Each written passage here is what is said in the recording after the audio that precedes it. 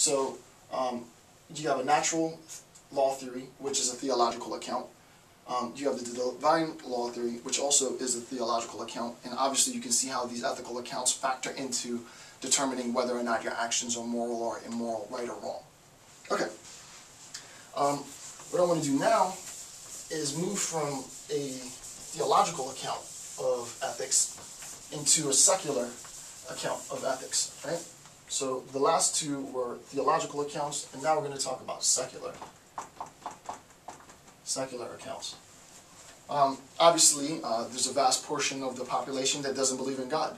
So if you don't believe in God, a divine law theory is not going to help explain what you ought to do. And natural law theory isn't going to explain what you ought to do because you don't believe in God. So neither of those stances are going to satisfy sort of ethics. The first thing to realize is that it's a misconception to believe that you have to believe in God in order to act ethically. There are many people that act ethically, that believe in morals, but do not believe in an abstract existence of sort of a supernatural world, right? And the examples that I'm going to tell you now is an attempt to preserve morality, preserve conduct and proper action without there being the existence of this sort of all-powerful, all-knowing God. The first count that I want to talk about is ethical naturalism. So this is...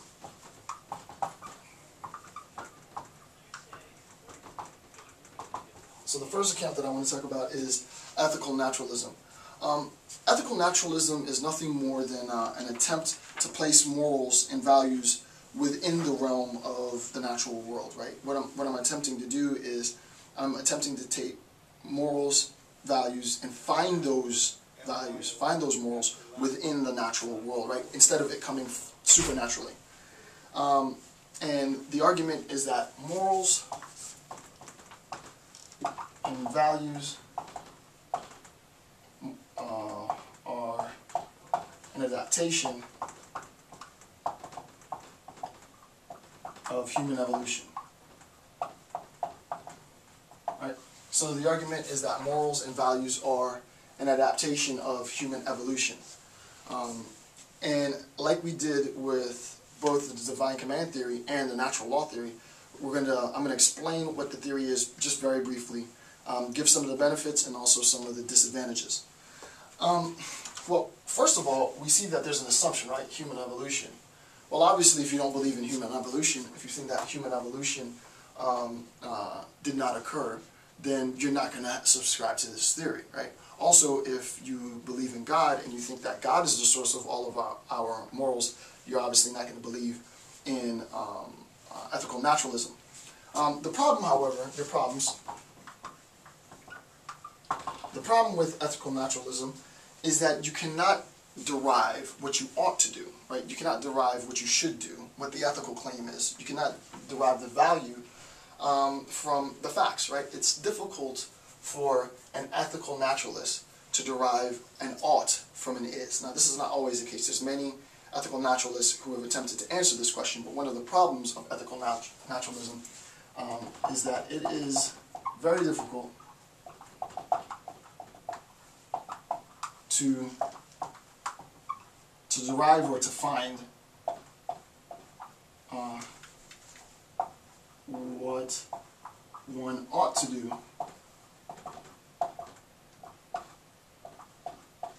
based on the facts of the matter.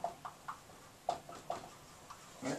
It's difficult to figure out what you ought to do based on the facts of the matter. And I'll give you an example. Imagine, for example, that we see a tiger, and that tiger is stalking a young gazelle. And the young gazelle is unaware that there's a tiger lurking in the background. The tiger pounces, grabs the young gazelle by the throat, rips the throat out, devours the gazelle. No one looks at the action of the tiger and says that that action is evil, right? We might say that it's a form of natural evil. It's sort of like a regular occurrence. But no one uses the word evil in that sense, right? Nobody looks at it and says, oh, that's evil, what the tiger did to the young gazelle.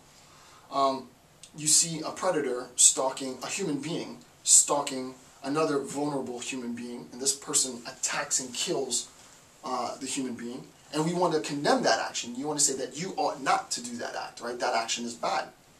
Well, the question is, I'm a biological organism, right? We're talking about human evolution and adaptation. I'm a biological organism just like that tiger is, right? I was built to kill people, right? Just like that tiger is. Why is it okay for the tiger to stalk and kill the gazelle, and it's not okay for me to do it?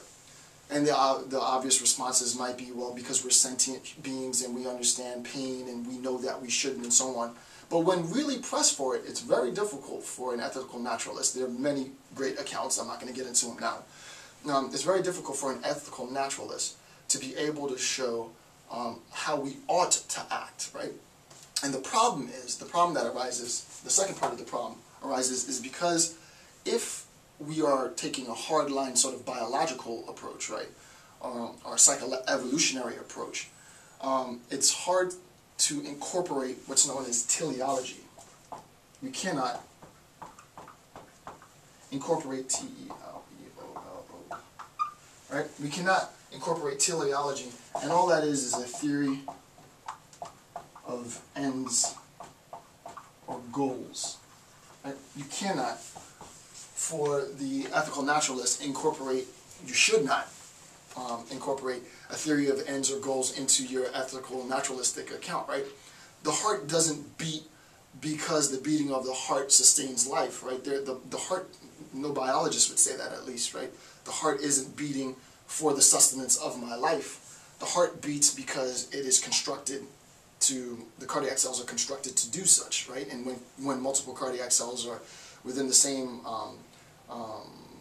radius of each other, they sort of sync up. That's just what they do. But they don't do it to sustain our lives, right? There is no purpose for why it does it. It just does it.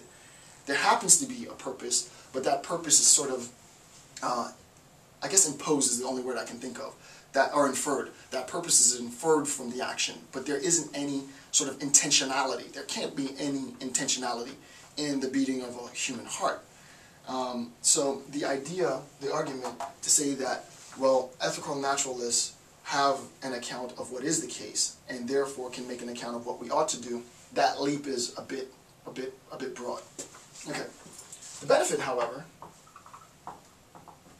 the benefit of ethical naturalists is that, well, you don't have to justify your argument with an appeal to God, right? It's pretty simple.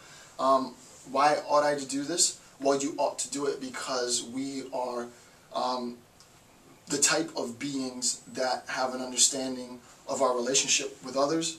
We recognize that we're social beings, and insofar as we're social beings, we understand that we wouldn't want to feel pain on others. We shouldn't inflict pain on others, and so on, because it is to the advantage of the species as such that we don't kill each other off, right? So there might be some account, that account of why I ought to act, whether or not you thought that account was sufficient or not, but that account is a moral account. It's telling me what I ought to do, what I should do, and in no sense did I have to make an appeal to some supernatural being in order to find out how I govern myself in the world, right?